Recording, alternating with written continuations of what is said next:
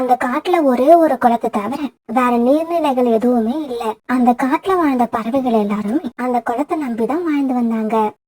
அந்த வருஷம் மழை காலத்துல போதுமான மழை பெய்யல.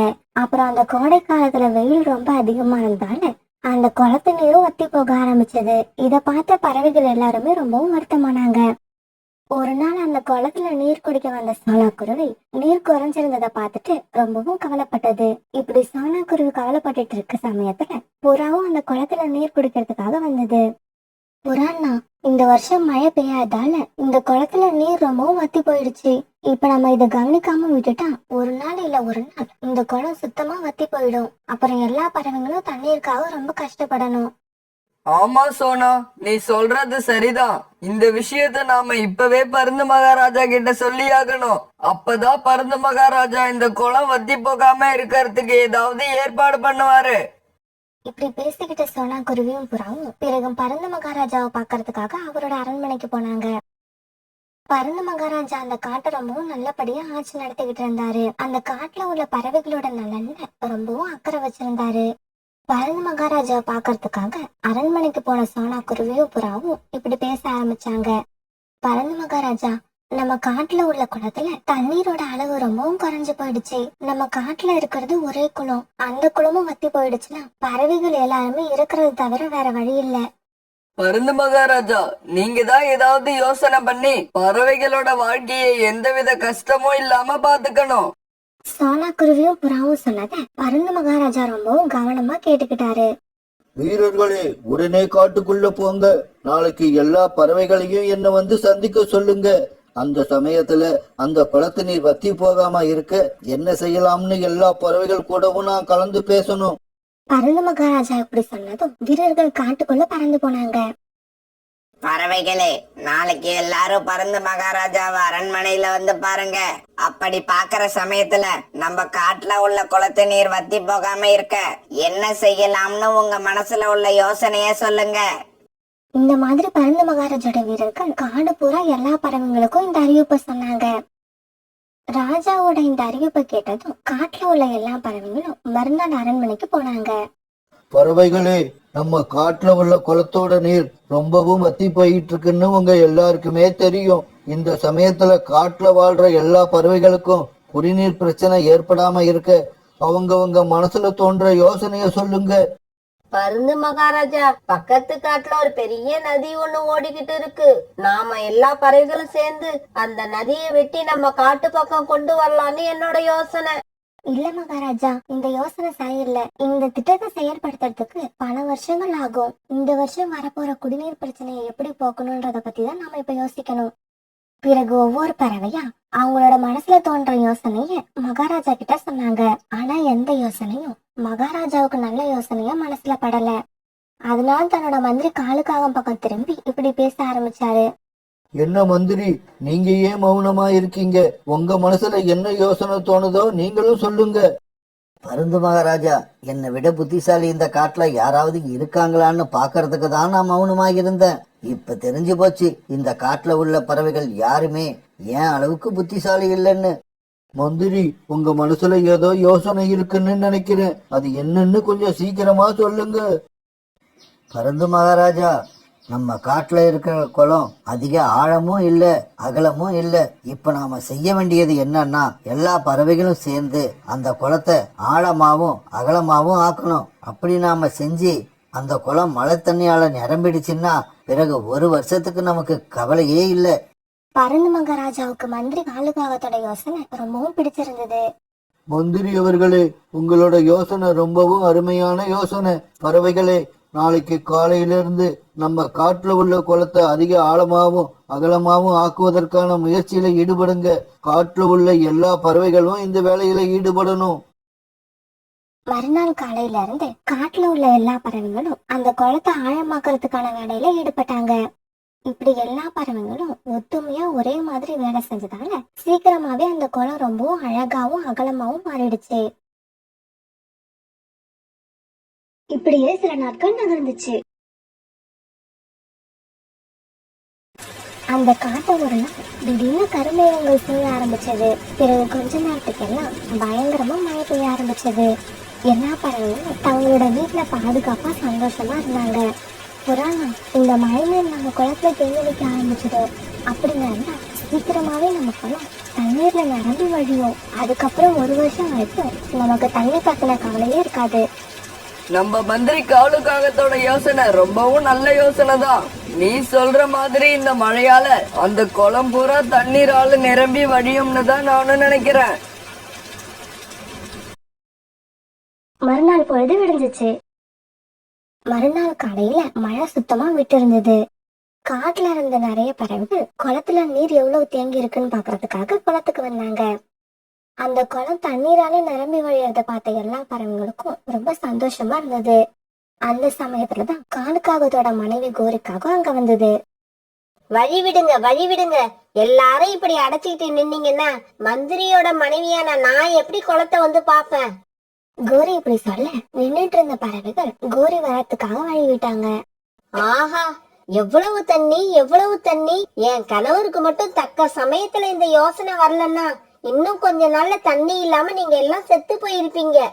தண்ணி குடிக்காம இருந்தா நாங்க மட்டும்தான் செத்து போவோமா? நீங்க எல்லாம் உயிரோட இருந்துருவீங்க. ஏய் அழுக்கு புறா, இப்ப இவ்வளவு பேசுற நீ பருந்து மகாராஜா யோசனைய கேட்டப்ப வாயே திறக்கலையே, ஏன் வாயை கழட்டி வீட்டுல வச்சுட்டு வந்துட்டியா? என்னோட கணவர் எவ்வளவு கஷ்டப்பட்டு தலைய பிச்சுக்கிட்டு உங்களுக்காக இப்படிப்பட்ட யோசனைகளை சொன்னாரு. அந்த நன்றி கூட உங்களுக்கு எல்லாம் கொஞ்சம் கூட இல்ல. இப்படி சொன்ன கோரிக்காவும் பிறகு அங்கிருந்து கோவமா பறந்து போச்சு. இப்படியே சில நாட்கள் நகர்ந்துச்சு. அந்த காட்டுல வெயிலோட வெப்பம் ரொம்ப அதிகமா இருந்தது. இருந்தாலும் இந்த தடவை குளத்துல நீர் நிரம்பி இருந்ததால பறவைகள் எல்லாம் தண்ணீருக்கு கஷ்டப்படவே இல்லை. அந்த குளத்துல தன்னுடைய தேவைக்கு ஏத்த மாதிரி நீரை குடிச்சு தங்களோட தாகத்தை போக்கிக்கிட்டாங்க. இதையெல்லாம் பாத்துக்கிட்டு இருந்த மந்திரி காலுக்காகத்தோட மனைவி கோரிக்காகத்துக்கு ரொம்பவும் வயிற்றுச்சலா இருந்தது. என்னோட கணவர் எவ்வளவு கஷ்டப்பட்டு இந்த யோசனைய கண்டுபிடிச்சு சொன்னாரு. ஆனா இந்த பறவைகள் எல்லாம் கொஞ்சம் கூட நன்றியே இல்லாம ஓசியிலேயே தண்ணிய குடிச்சிட்டு போறாங்க. இதை இப்படியே விடக்கூடாது. காலுஜி, நீங்க மட்டும் தக்க சமயத்துல இந்த யோசனை சொல்லலன்னா இந்நேரம் நம்ம காட்டுல உள்ள குளம் தண்ணீரால நிரம்பி வழிஞ்சிருக்காது. இந்த பறவைகள் எல்லாம் தண்ணீருக்கு எவ்வளவு கஷ்டப்பட்டு இருப்பாங்க. ஆமாங்கோரி, நீ சொல்றது உண்மைதான். அதுக்காக இப்ப என்ன பண்ணலாம்னு சொல்ற? அந்த குளத்துல தண்ணி குடிக்கிற பறவைகள் வேற ஒண்ணும் பண்ண வேண்டாம். தண்ணீர் குடிக்கிறப்ப மட்டும் நமக்கு 2 ரூபாய் கொடுத்தா போதும். கோரி, எல்லா பறவைகள் கிட்டையும் நாம 2 ரூபாய் வசூல் பண்றது மகாராஜாவுக்கு தெரிஞ்சிருச்சுன்னா ரொம்பவும் கோபப்படுவாரு. காலுஜி, இந்த வசூல் நாம தனியா பண்றோம்னு தெரிஞ்சாதானே பறவைகள் வந்து மகாராஜா கிட்ட போய் கம்ப்ளைண்ட் கொடுப்பாங்க. அதனால நாம எல்லா பறவைகள் கிட்டையும் பருந்து மகாராஜா தான் இந்த பணத்தை வசூல் பண்ண சொல்லி இருக்காருன்னு சொல்லிடுவோம். இப்படி நாம சொல்லிட்டா எந்த பறவையும் வாயை திறக்கவே மாட்டாங்க. கோரி, உன்னோட யோசனையும் அருமையா தான் இருக்கு. சரி, பாப்போம். இந்த திட்டத்தை நாளையிலிருந்து நீயே செயல்படுத்து. பிறகு மறுநாள் காலுக்காகவும் கோரிக்காகவும் காலையில சீக்கிரமா எழுந்திரிச்சு அந்த குளத்துக்கிட்ட போய் உட்கார்ந்தாங்க. அப்ப மோட்டு சித்தி தண்ணீர் குடிக்க அந்த குளத்துக்கு வந்தது. ஏய் மோட்டு, நீ இவ்வளவு வேகமா எங்க வர? ஓசியில தண்ணி குடிக்கலாம்னு தானே மகாராஜா இன்னையில இருந்து இந்த குளத்துல தண்ணி குடிக்கிறவங்க கிட்ட 2 ரூபாய் வரி வசூல் பண்ண சொல்லி இருக்காரு. என்னது, 2 ரூபாய் கொடுத்துட்டு தான் குளத்துல தண்ணி குடிக்கணுமா? இங்க பாரு, மத்த பறவைகள் கிட்டதான் பருந்து மகாராஜா 2 ரூபாய் வசூல் பண்ண சொன்னாரு. நியாயமா பார்த்தா உன் உடம்புக்கு 4 ரூபாய் வசூல் பண்ணணும். இருந்தாலும் பரவாயில்ல, நீயே 2 ரூபாய் கொடுத்துட்டு தண்ணி குடிச்சிட்டு போ. கோரிக்காக இப்படி சொல்ல பிறகு மோட்டு சித்தி 2 ரூபாய் காசு கொடுத்துட்டு தண்ணீர் குடிச்சிட்டு போச்சு. பிறகு கொஞ்ச நேரம் கழிச்சு சோனா குருவி அந்த குளத்துக்கு தண்ணீர் குடிக்க வந்துச்சு. காலுக்காகவும் கோரிக்காகவும் சோனா குருவி கிட்டையும் இப்படி 2 ரூபாய் வரி வசூல் பண்ற விஷயத்த சொன்னாங்க. என்னது, 2 ரூபாய் கொடுத்துட்டு தான் குளத்துல தண்ணீர் குடிக்கணுமா?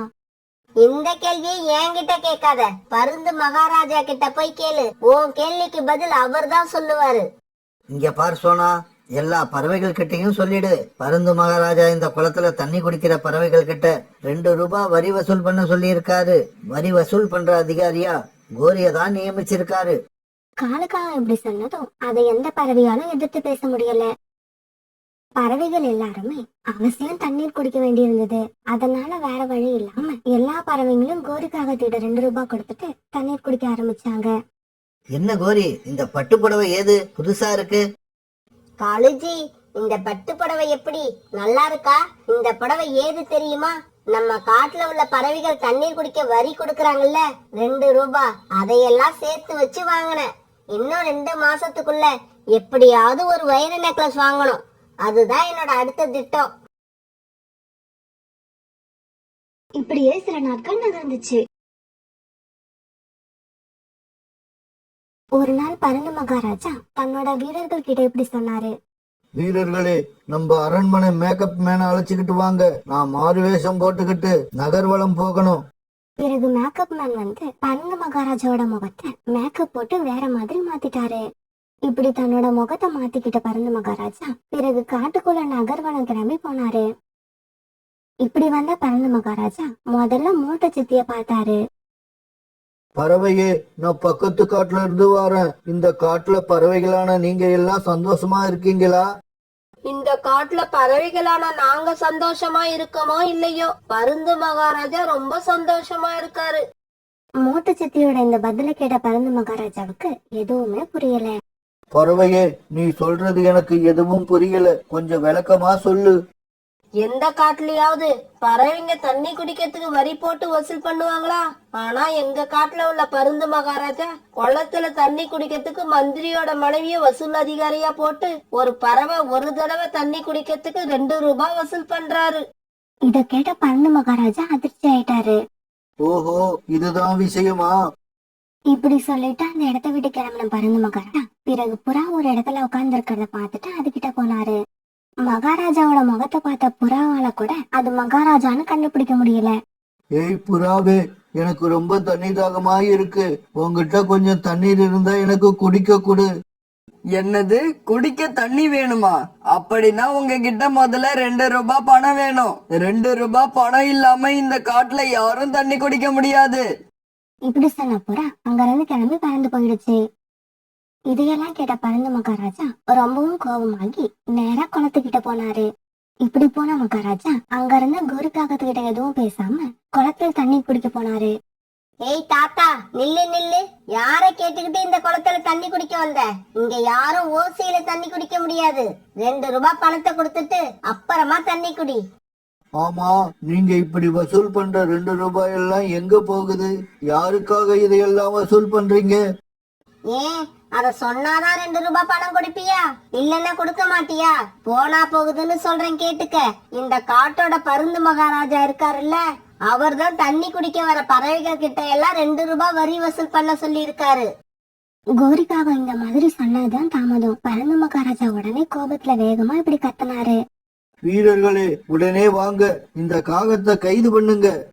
தண்ணீர் குடிக்க வந்த பறவை இந்த மாதிரி கத்தின உடனே அதிர்ச்சியான கோரிக்காகும் பிறகு அது பருந்து மகாராஜான்னு தெரிஞ்ச உடனே கண்ணீர் விட்டு அழ ஆரம்பிச்சது. பருந்து மகாராஜா, நீங்க என்ன தெரிஞ்சிருந்தா இந்த மாதிரி முட்டாள்தனமா நான் பேசியிருக்க மாட்டேன். நான் ஏதோ விளையாட்டுக்கு சொல்லிட்டேன், என்ன மன்னிச்சிருங்க. வீரர்களே, உடனே வாங்க, இந்த காகத்தை கைது பண்ணுங்க. முட்டாள் காகமே, நான் இங்க வர்றதுக்கு முன்னாடி இந்த காட்டுல என்ன நடந்துகிட்டு இருக்குன்னு வழியில பார்த்த பறவைகளை எல்லாம் விசாரிச்சுட்டு தான் இங்க வரேன். வீரர்களே, கோரிக்காகத்தை கைது பண்ணி அரண்மனைக்கு கொண்டு வாங்க. நான் அரண்மனைக்கு போய் மந்திரியை கைது பண்ணி கூண்டுல அடைக்கிறேன். பிறகு கொஞ்ச நேரம் கழிச்சு காலுக்காகத்தையும் கோரிக்காகத்தையும் மகாராஜாவுக்கு முன்னால கைது பண்ணி கூண்டுல அடைச்சு வச்சிருந்தாங்க. காகங்கள் 2 பேரும் தாங்க செஞ்ச தவறு நினைச்சு கண்ணீர் விட்டு அழுதுகிட்டு இருந்தாங்க.